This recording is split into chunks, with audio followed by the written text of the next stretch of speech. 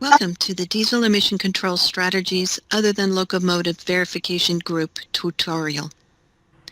My name is Kathleen Mead, and I'm going to provide you with a quick overview of the invoicing payment history and process. In 2018 and 2019, the legislature provided CARB with new authority to assess fees for certification and compliance activities for non-on-road products such as lawnmowers, aftermarket parts, off-road equipment, diesel emission control strategies, and evaporative components. Also, the legislature lifted the cap from the existing fee structure assessed on-road cars, trucks, and motorcycles. Starting in 2019, CARB staff worked with the affected manufacturers to create a fee structure which was adopted by our board in April 2021. The new fee structure requires an upfront fee at the time of product application. There are 35 different categories organized in 6 different certification groups. This tutorial focuses on the diesel emission control strategy other than locomotive category. To read the regulations, please go to the web page shown here. The regulation was approved by the Office of Administrative Law on January 18th of this year and will go into effect on April 1st. All applications received on April 1st and later will require the correct upfront fee prior to CARB staff evaluating the product application. So, how do you pay the fee? The fee payment process is a 4-step process. Obtaining a fiscal account, creating and finalizing your invoice, making the payment, and submittal of payment documents with your application. On March 8th, I provided a workshop that walked through the details of step 1, 3, and 4 seen on this slide. This focused tutorial will provide more details on your verification group requirements, such as creating a draft invoice and defining each category type and fee type for this group. For more information on the complete process, please review the March 8th workshop information. As previously stated, this tutorial focuses on how to create a draft invoice required for the invoicing process. The details of the step-by-step process are outlined in the March 8th workshop, and a recording of that workshop is provided on our webpage. Now for a quick review of the overall invoicing process, there are 3 steps. First, the manufacturer, or you, go to our website. You select the correct draft invoice for your focus group and create a draft invoice. Second, you email the draft invoice to mscertfees@arb.ca.gov, ensuring that you follow the instructions listed on this slide. Lastly, CARB staff will create and then email back to you the final invoice. You use the invoice number and total payment for steps 3 and 4 in the invoicing and payment process. Please, again, review the March 8th workshop or visit our webpage for detailed instructions. Now, I will hand the reins over to your focus group specialist to provide you with more information you will need to fill out your draft invoice. My name is Milad Pirhadi, and I'm going to provide you with the information needed to create a draft invoice for verification procedure, warranty, and in-use compliance requirements. For in-use strategies to control emissions from diesel engines. Diesel emission control strategies, or DECs, other than locomotive category. For locomotive category, we have prepared a separate tutorial. Diesel emission control strategies, or DECs applications, are according to Title 13 California Code of Regulations, Sections 2700 through 2711. The first step to create a draft invoice is to download the draft invoice form for DEX from our webpage shown on this slide. Please make sure to download the correct form for DEX from our webpage. The heading of the form should include diesel emission control strategy verifications and approvals, as shown in this slide. I provided you with a screenshot of the draft invoice form on this slide. As can be seen, the draft invoice form has different sections, including company information, product description or file name, calendar year, unique application identifier, category type, and fee type. In the following slides, I'm going to explain how to fill out all these sections in detail. In this section, please note that invoice number and invoice date should not be filled out by you. Invoice number and invoice date are for CARB use only, and CARB staff will fill them out later. You need to fill out all the other sections shown in the slide. For company name, address, city, state, zip code, country, contact name, contact phone number, and contact email, you need to use the company name, company address, and company name and information associated with the application. For fiscal account number, you need to use the fiscal account number supplied to you by CARB. Please note that the parent company name, address, and payment contact may be different in the fiscal account than in the application contact. In other words, the information identified in the company's fiscal account can be different from the company's technical contact information identified in the application. If you do not have your fiscal account number, please contact Milad Pirhadi at milad.pirhadi@arb.ca.gov. For payment row number, each row represents one DEX application. Moreover, each row represents an application on which a payment is required. If no payment is required, no invoice should be filled out by applicants. According to Title 13 California Code of Regulations, Section 2912, for the diesel emission control strategy other than locomotive category, which is the focus of this tutorial, no fees are required on an entity holding and identified in a valid executive order or conditional verification. For a diesel emission control strategy for verification activities related to the product directly covered by an executive order or conditional verification that was issued prior to April 1st, 2022. In this slide, I provided you with a couple of examples to better understand the applicability of the fee requirements. First, an example of a situation where no fees apply. A company holds and is identified in a valid executive order for a diesel emission control strategy issued prior to April 1st, 2022. That company submits an application for verification activities related to the exact product directly covered by that executive order. The submittal is an in-use compliance emissions testing plan for said product meeting all of the aforementioned requirements. Second, an example of a situation where fees are required. A company holds and is identified in a valid executive order for a diesel emission control strategy issued prior to April 1st, 2022. The company submits an application for verification of a different product. For product description or file name, you need to follow the template shown on this slide. First, you need to mention the DEX application, then the product name, and lastly, the DEX category. I have provided you with two examples.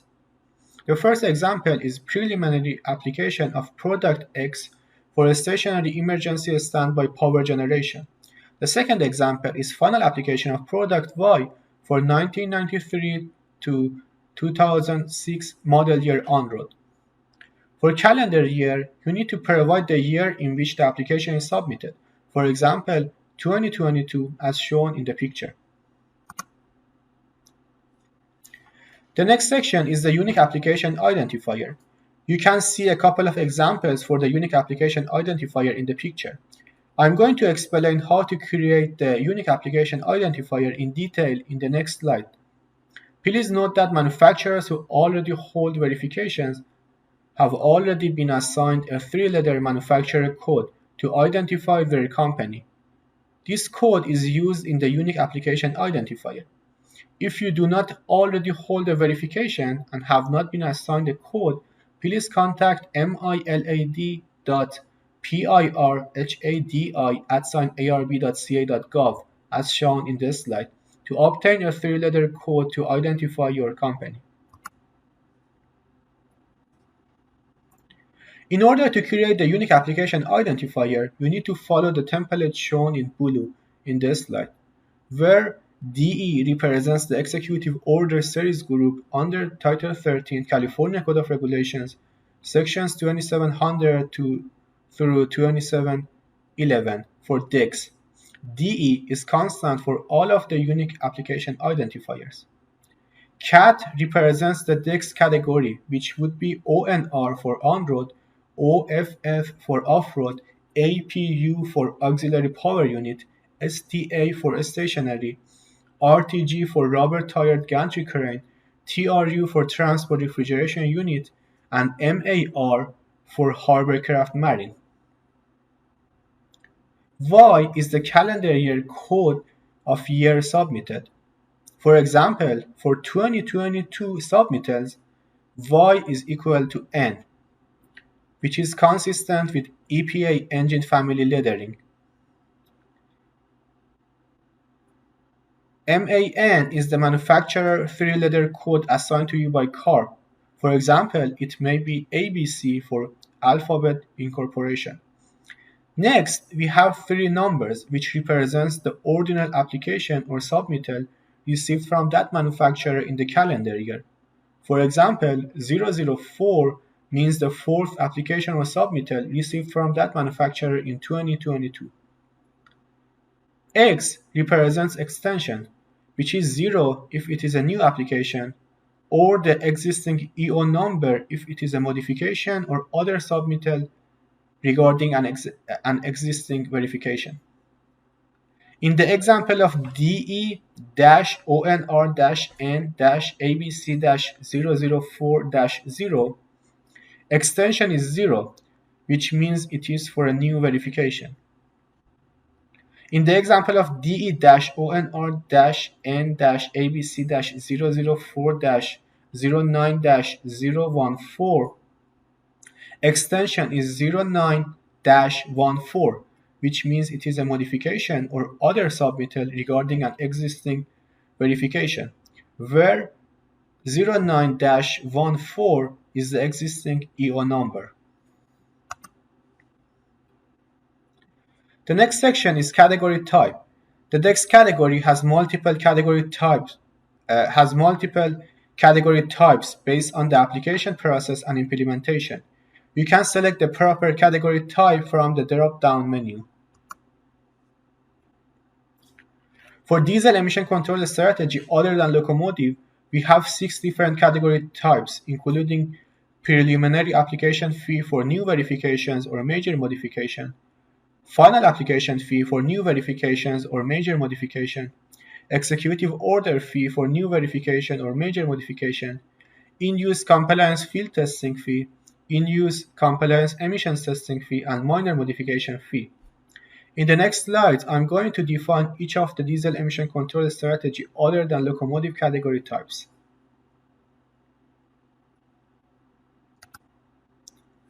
According to Title 13 California Code of Regulations, Section 2911, preliminary application fee for new verifications or major modification means any fee paid at the submittal of a preliminary verification application, pursuant to Title 13, Section 2702, which starts the diesel emission control strategy verification other than locomotive procedure for new verifications and modifications of existing verifications that are major modifications, or for modification of existing conditional verifications that are major modifications. Although all applicants submit a preliminary application, this fee only applies to new applications and to major modifications.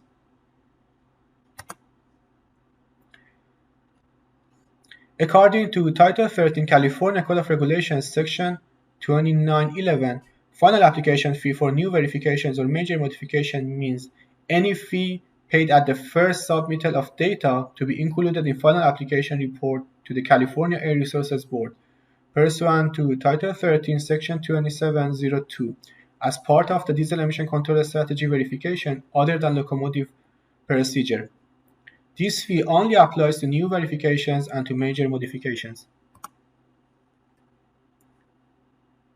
According to Title 13 California Code of Regulations, Section 2911, executive order fee for new verification or major modification means any fee paid upon the California Air Resources Board's approval of the final application prior to issuance of the executive order. This fee only applies to new verifications and to major modifications.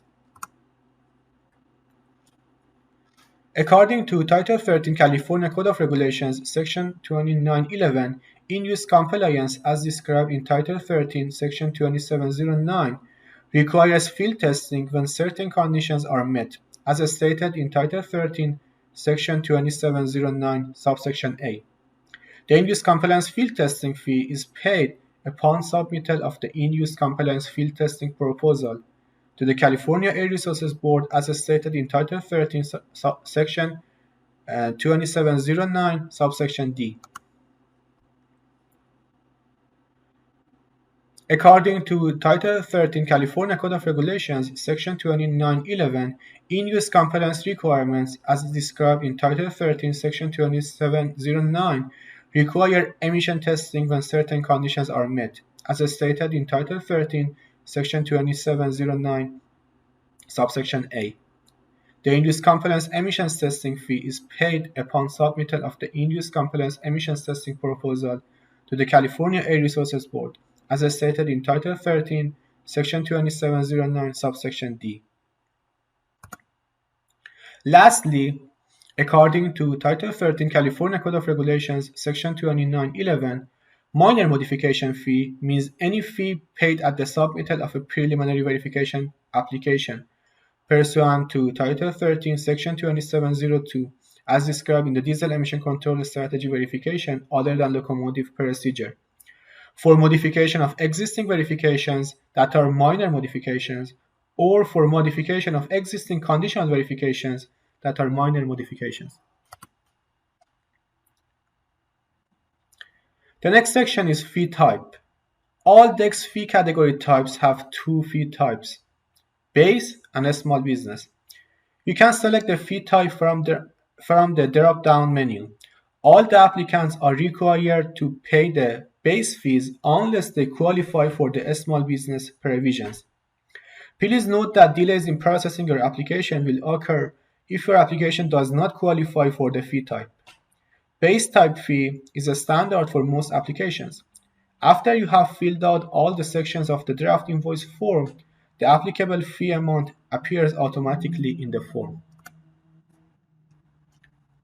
Now I'm going to explain the definition of a small business so you could see whether your company qualifies as a small business per the definition or not. A small business is defined in California Government Code Section 11346.3, subsection B4B, and Title 13 California Code of Regulations Section 2901.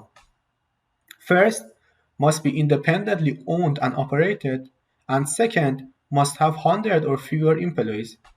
Companies claiming the small business fee must sign an attestation to being a small business.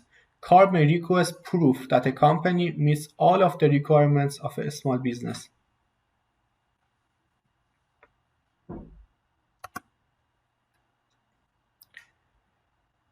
After you have filled out the draft invoice form, please don't forget to save it for your records. You need to email the draft invoice to the email address shown in the slide, mscertfees@arb.ca.gov. The email title should be MS New Invoice Request. The email title should be MSF New Invoice Request with DEX in parentheses. In 1 or 2 business days, CARB staff will return your email with a PDF of the final invoice with the invoice number and date applied. Do not pay your fees until 5 days after receipt of your final invoice.